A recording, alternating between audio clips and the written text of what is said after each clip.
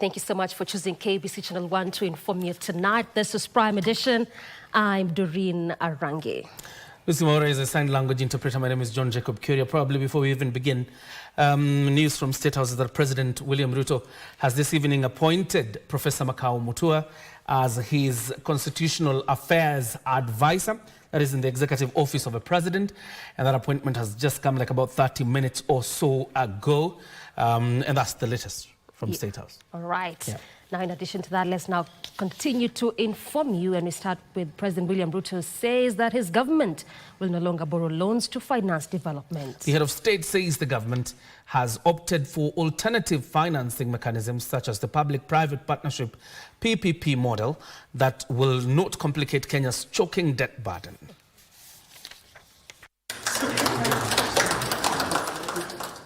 At the Cooperatives University of Kenya in Nairobi, President William Ruto presided over the installation of newly appointed Chancellor Dr. Bernard William Chitunga.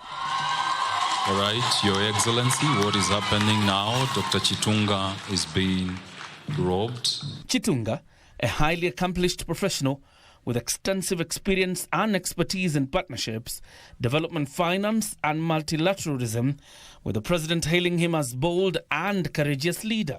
Through the Chancellor's Legacy Program, we propose establishment of a multi-donor cooperative innovation and entrepreneurship finance facility. This country needs bold, courageous leaders like you to move it to the next level.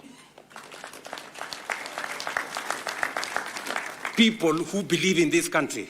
Following his state visit to China last week, the president sought to respond to his critics who have accused him of carrying a begging bowl to Beijing. The road we have, you saw listed from Rironi all the way to Malaba through Nakuru, is not going to be built. Is not going to be built using loans to the government of Kenya. Unasikia? It is going to be built using a toll infrastructure, public-private partnership, investment.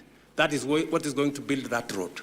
Ruto said the government has adopted alternative development financing that does not require the country to muddle the ballooning debt. Our first batch of investment is to build hostel spaces for 130,000 students in universities, colleges, and TVET. That money is not money that is borrowed, right? It's not loans. We're not going to build hostels for you here using loans. We're going to use money we have raised, our own local resources. That is how to build the country. The president and ODM leader Raila Odinga, who was also at the event, called on Kenyans to adopt a saving culture as a means of cushioning selves in old age. In Uganda, everybody saves 10% of their salary. In Tanzania, everybody saves 8% of their salary. In Kenya, we were saving 200 shillings. And it was supposed to be okay. And I was supposed to do nothing about it. Really? Cooperative actually promotes saving. And saving is very important in terms of wealth creation. When you save, you can be able to invest. I said earlier on, there's what we call the vicious cycle of poverty.